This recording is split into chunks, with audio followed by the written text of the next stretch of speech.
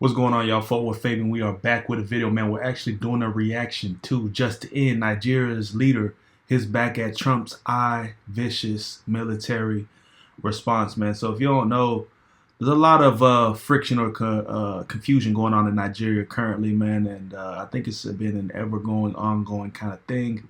One of the biggest headlines is that they're crucifying, or not crucifying, but they're actually murdering Christians. They're murdering Christians. So Nigeria is a multi-ethnic and culturally diverse federation of 36 autonomous states and federal capital territory. The political landscape is partly dominated by ruling All Progressive Congress Party, which controls the executive arm of government and holds majority seats at both the Senate and House of Representatives, and a majority of the states. So essentially the bottom line of makeup of Nigeria, corruption. And that's how a lot of different countries in Africa are. But there's a lot of warring going on. But, you know, like I said, some of the biggest headlines is the fact that a lot of Christians are being murdered. So I think that's where President Trump had stepped in and had, some words to say or some words to contribute to what's going on. So let's go ahead and hop into the video. Like, comment, subscribe. Let me know your thoughts in the comment section below.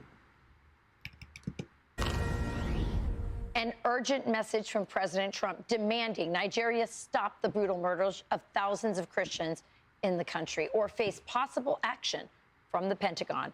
He posted in part, quote, "The USA will immediately stop all aid and assistance to Nigeria and may very well go into that now disgraced country guns a-blazing to completely wipe out the Islamic terrorists who are committing these horrible atrocities."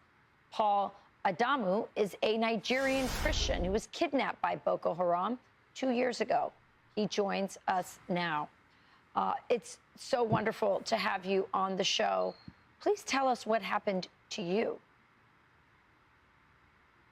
It was such a disheartening situation. 2 years ago, I was kidnapped by the dreaded Boko Haram along my way to the airport while I was traveling to Cameroon to meet some of my colleagues, and then I got kidnapped along the line, along the route. And you were held for how long?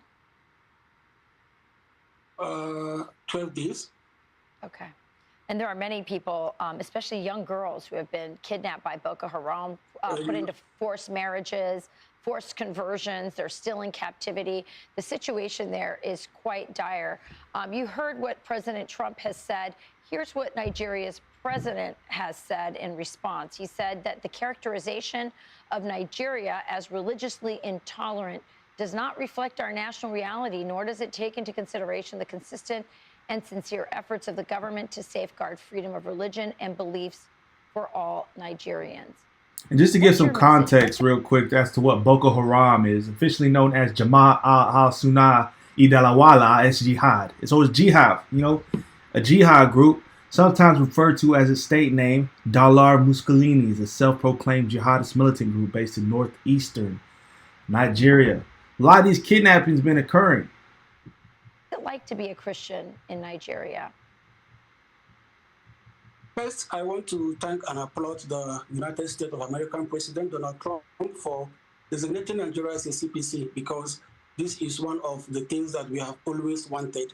For the message of the Nigerian president, that I think at this point, I would say that there is a time when propaganda has no appeal, where propaganda has lost an appeal. And this is actually the time, because whatever is happening in Nigeria at this moment, I would say that Nigeria is the worst place to be as a Christian, like the worst place in the whole of the world to be as a Christian, because we wake up every day with news of killings.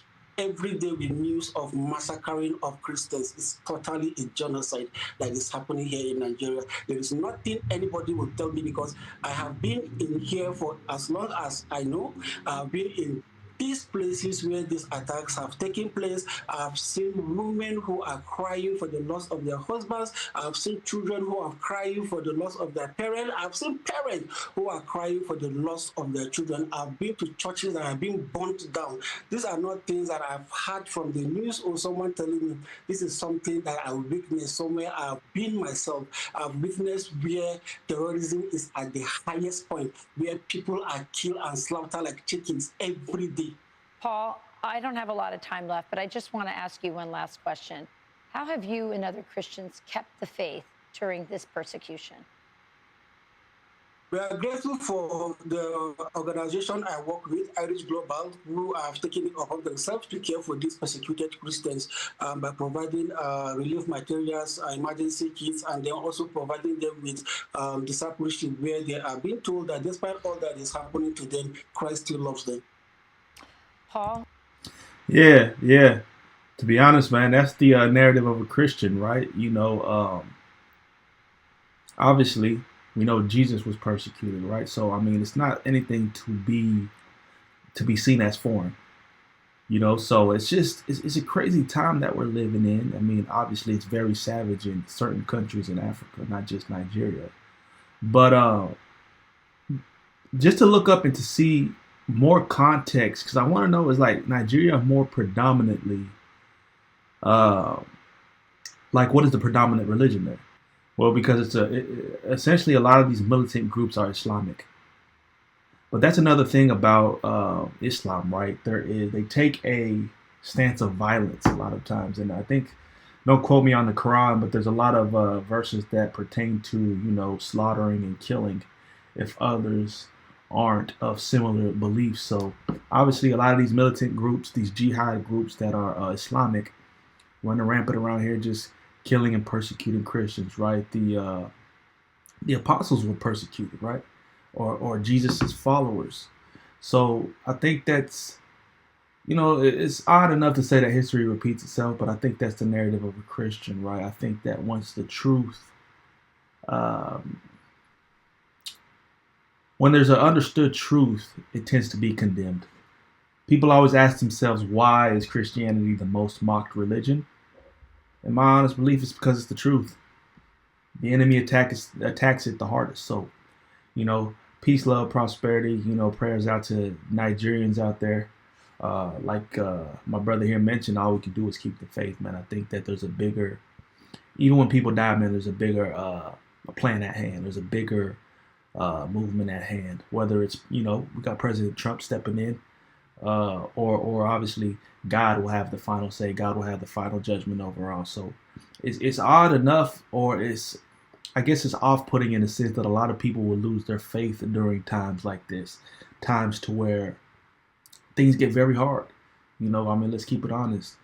Sometimes people can't fathom maintaining faith because people always ask the question, why do bad things happen to good people?